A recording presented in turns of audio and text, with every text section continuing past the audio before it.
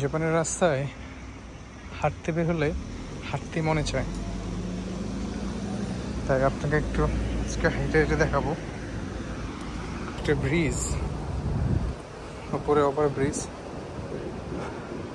Foot over bridge. উপরে উঠতে গেলে মনে হচ্ছে কষ্ট হচ্ছে না, কারণ এটা বানিয়েছে এরকমভাবে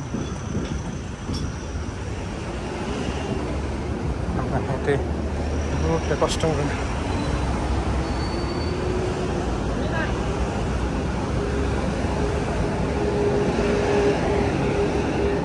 কত বয়স্ক মানুষগুলো কাজ করতেছে।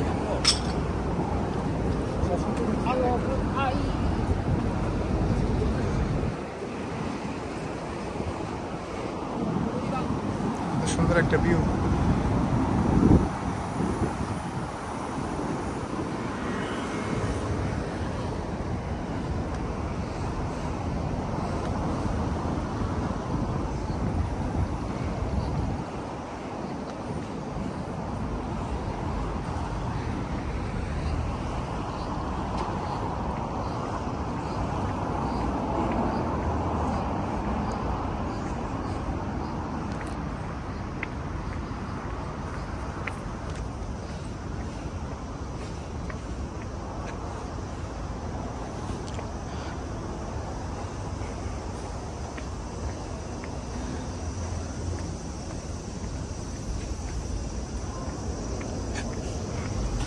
এটা হচ্ছে একটা সিটি কর্পোরেশন, জনগণের জন্য সবচেয়ে সার্ভিস কনফার্ম করে সকল সুযোগ সুবিধা।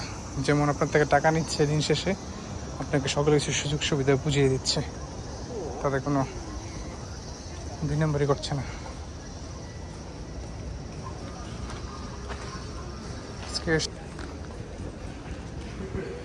সিটি কর্পোরেশন কত সুন্দর, চমৎকার।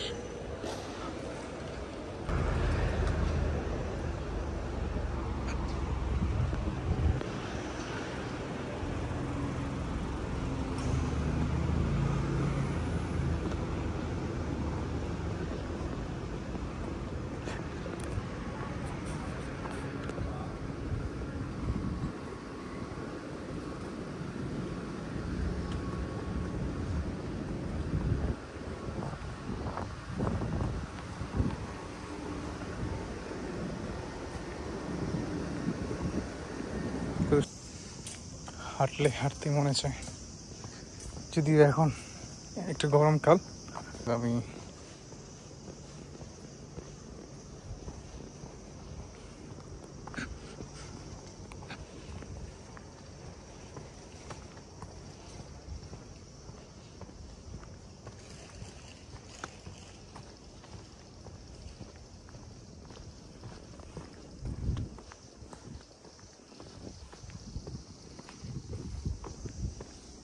একটা পার্ক।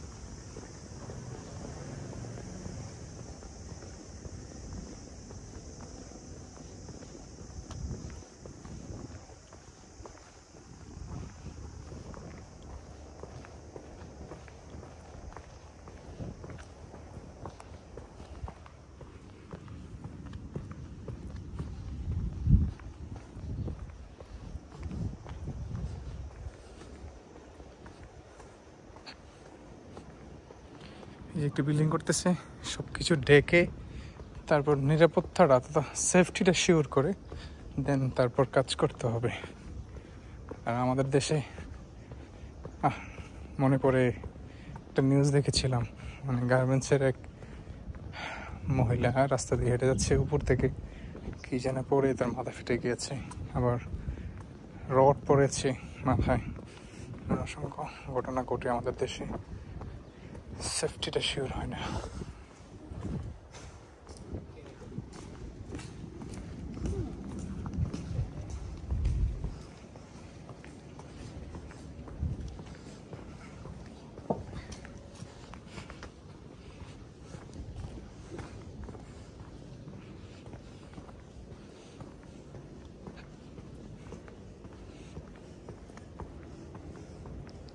এবার এটা গাছ প্রেমিক, কি পরিমাণ গাছ দিয়েছে চিন্তা করা যায়।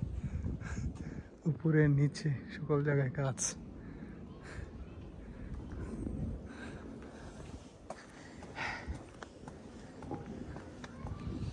গাছ প্রেমিক, গাছকে ভালোবাসে, তাই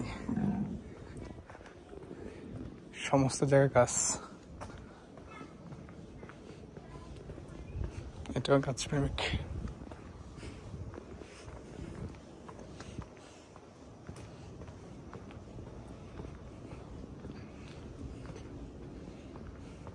এতটুকু হেঁটে এসেছি, বাট একটা ময়লা দেখলাম না রাস্তায়।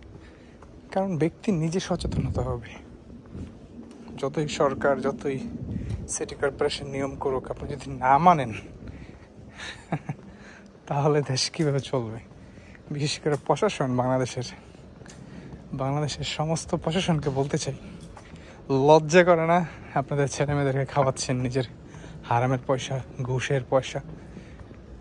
একটু লজ্জা হয় না যে আমি এত সুন্দর স্মার্ট পড়াশোনা করে কমপ্লিট করে বিসিএস ক্যাডার হয়েছি, অথবা গভর্নমেন্ট জব করছি আমার যোগ্যতা দিয়ে, আজকে আমি যে চেয়ারে বসছি শুধু ঘোষ আর ঘোষ খাচ্ছি? একটু চিন্তা করুন না, জীবন বাঁচবে না কত বছর? জীবনের অর্ধেক সময়টাও চলে গিয়েছে, তারপরে জব পান। তারপরে যদি আপনি সঠিক পক্ষেটা, যেটা মূলত সার্ভিস দেওয়াটা ছিল, দেননি, না দিয়ে উল্টো গভর্নমেন্টের চেয়ারে বসে প্রশাসন যদি শুধুমাত্র একটু ঠিক হয়ে যায়